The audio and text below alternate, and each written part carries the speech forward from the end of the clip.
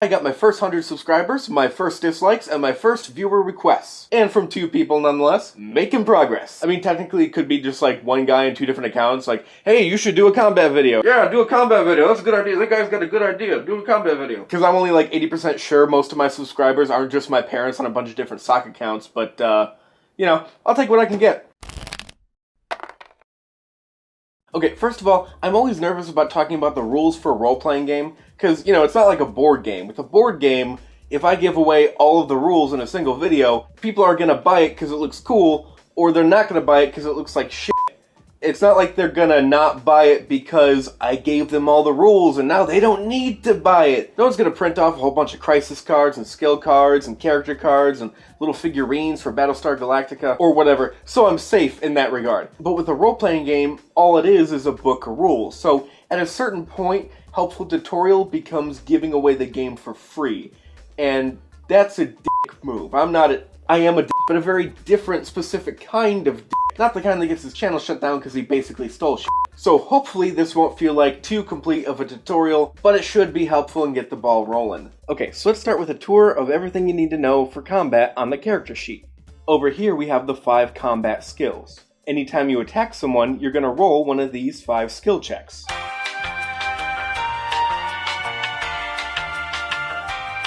The Force and Destiny character sheet has lightsaber as well, which is brawn-based. Though there are talents that allow lightsaber to be based off of any characteristic within the game. If you don't have that sheet, you'll have to write the skill down in the margins or in the custom skill section. The melee skill is for when you're attacking with a melee weapon, obviously, and the brawl skill is when you're attacking unarmed. Although not necessarily unarmed, there are a few brawl weapons in the game. They differ from melee in the fact that you essentially can wear them, like boots or shot gloves or brass knuckles, and you really don't have to spend a maneuver to get them ready, or you can do other things while you have the weapons out, as opposed with the melee skill and melee weapons, you would have to put your sword away to do something else. And brawling has a few built-in weapon qualities, but melee weapons in general just tend to be a bit more powerful, so neither is necessarily better than the other. Next we have the range combat skills, range light, range heavy, and gunnery. Range light is for any weapon that can be used with a single hand. This covers not only pistols, but also thrown weapons, like boomerangs or bolas or grenades. Ranged heavy is for any ranged weapon that requires 2 hands to operate. Blaster rifles, shotguns, flamethrowers. Finally, we have the gunnery skill, which is used with any weapon that's so big it basically has to be mounted onto something. Now, typically this means a vehicle, you know, a speeder or a starship, but this also could be a heavy repeater mounted on a tripod. So it covers everything from the Snowtrooper's E-Web from Empire, all the way up to the main gun of the Death Star, and everything in between. Though if your character is strong enough, or has the right weapon attachments, some of the smaller versions of these weapons could be easily carried and used by a single person. Next we have your character's secondary characteristics, or derived characteristics as the book calls them. Basically they're your defenses. Soak, wound threshold, strain threshold, and defense, both ranged and melee. Your soak is mostly based off of your character's brawn rating, as well as any armor they may be wearing. This is your damage resistance, or damage reduction. Your soak value merely reduces any incoming damage every time you're attacked. What's ever left over will become wounds. So if I get hit for 9 damage and I have 4 soak, well, I'm going to take 5 wounds. And I'll write it right here, next to my wound threshold. Now, your wound threshold is based off your species choice, as well as your brawn rating. And this is like your health bar or hit points in many other games. The difference is, instead of counting down every time you take damage, you add wounds. And if the number of wounds you have is greater than your wound threshold, you pass out. And you'll take a critical injury, but don't worry about that for now, we'll get into more what that means in a few. Next is strain, and strain is sort of a mental emotional hit points. It represents how tired and stressed you are, and when your strain exceeds your strain threshold, well then you're incapacitated.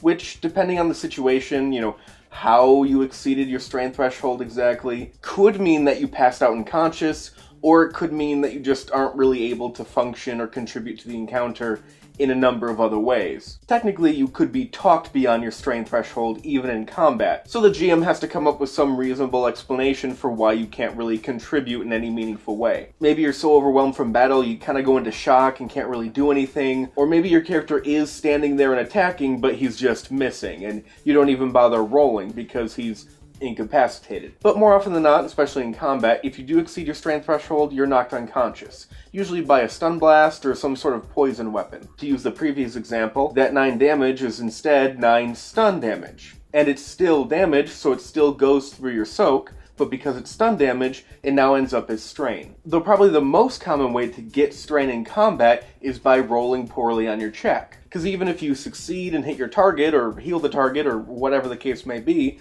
you still could roll threats. And one of the most common ways to spend threats as a GM is to give the rolling character strain. And the GM will give some sort of explanation as to why. You know, you sink your vibro axe into the Wookiee's shoulder, but he screams defiantly and angrily in your face, and that would kind of make you shit your pants a little. Therefore, those 3 threat you rolled manifest as 3 strain.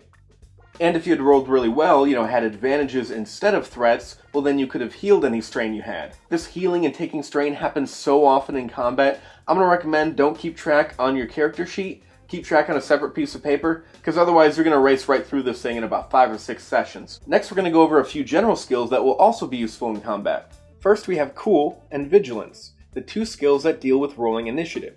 Initiative is a type of check you roll to help determine your turn order. Now, initiative works a little differently in this game than it tends to do in most games I've seen. For one, there are 2 different skills that can be rolled for initiative, and which one you're rolling depends on the situation. Cool is for when your character sees the battle coming, either because they're planning an ambush, or their perception was high enough so that they saw the enemy coming ahead of time, or you somehow uncovered information that warned you an attack was coming, allowing you to prepare for it. Now, if your character doesn't know the attack is coming ahead of time, you'll roll Vigilance. So it's technically possible for half of the player group to be rolling Vigilance and half to be rolling Cool. It just depends on the situation. Another unusual thing about initiative with this game is the fact that when you roll initiative and you roll the highest to gain that top slot, you're not actually gaining the top initiative slot for yourself. I mean, you could take it and you could go first in the turn order, but that might not be the most strategic decision for your side. Really, it's for your team. And likewise, the NPCs are rolling for the NPC team. And then each round, both teams kind of pick who goes in what slot, in what order. So you roll the highest and you earn the top spot, but maybe an NPC rolls the second highest, so they get the second spot, and so on, and graphic appears of explaining what I'm saying. So if combat starts and it ends up where your talker is standing right in the middle of 2 angry axe-wielding Wookiees, you're going to want him to go as soon as possible so he can get the hell out of there. So you have him go in the topmost player character spot the first round, with the rest of the people filling in as the round goes on, but maybe you front load the second round with your biggest damage dealers, thinking that way you'll end combat as quickly as possible. Now, in my experience, Cool isn't used for initiative quite as often as Vigilance, but that doesn't necessarily make it any less useful for combat because Cool has another function. At the end of every encounter, each player can roll a skill check of either Cool or Discipline in order to catch their breath and replenish any lost strain, and which skill used is up to the player's choosing. Now, neither the initiative check at the start of battle, or this catch your breath check at the end of combat, is opposed by any difficulty die. Though there could be setback or boost die if you have any talents that do so, or if the GM thinks it's necessary to the situation. And of course at the bottom is where you fill out the stats for all your weapons.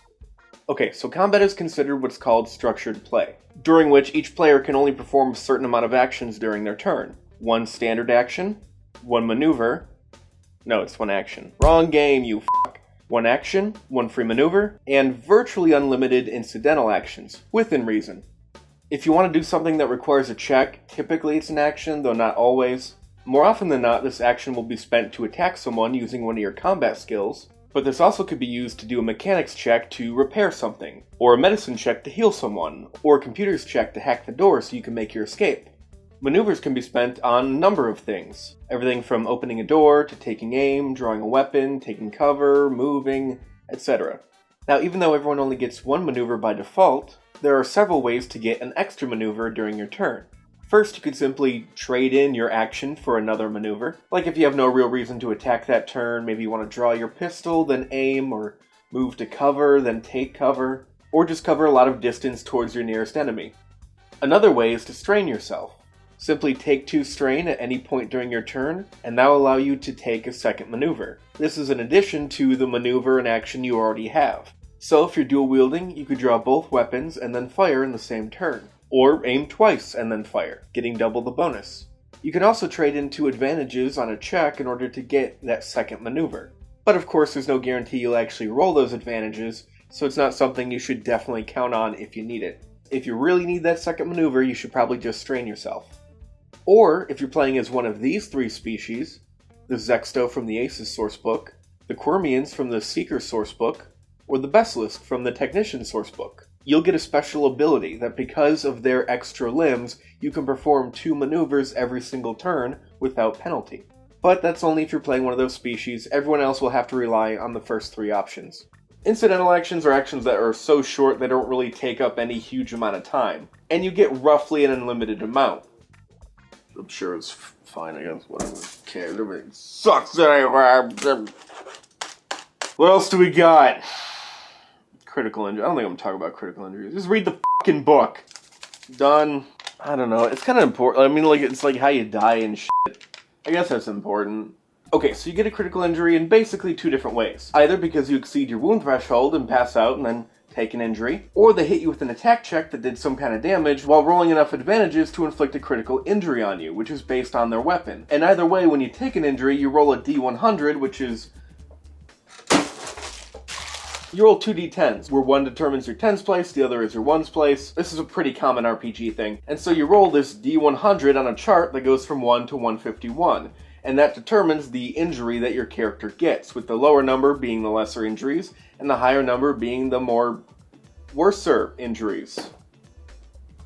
And each critical injury will have some kind of side effect. You know, I drop my blaster, or I get setback die on a certain check for X amount of time. Now you might be thinking, if I'm rolling a D100 on a 1 to 151 chart, that doesn't make any sense. But it does, because you can actually get these bonuses in increments of 10 from a variety of sources. For example, if you already have an injury, and then take on another injury, it's going to add plus 10 to that roll. So on that second injury, you could roll anywhere from a 1 to 110. There's also talents and weapon qualities that will add on top of that. And it's those above 100 numbers where bleeding out and permanent injury and death really comes into play. It's actually technically possible for your character to die instantly on the first hit by the first enemy he faces. You know, if your GM's an asshole. Next, we're going to talk about range and movement. There are 5 what they call range bands. You got engage range, short, medium, long, and extreme. The exact distances of which don't really matter that much. If I'm close enough to touch it, I'm at engage range, and I need to be at engage range to something in order to punch it, stab it, heal it, repair it, hack it, or interact in any other way with it. Short range spans roughly the length of your average bar or restaurant, and they get progressively longer from there. When you're playing the game, you make your moves in relation to other things. Oh, I'm short range to that stormtrooper? Okay, well I gotta move in engage range because I want to kick it in the dick, so that will take a maneuver. The shorter ranges in general take a maneuver to move from one band to another. It's when long range becomes involved either way that it actually takes double the maneuvers. But this combat, much like the Star Wars combat in the movies, tends to take place at a range no greater than medium. Alright, that's it. Like I said, it's not all of the rules, but it should be enough to get you started and, you know, run along and murder each other.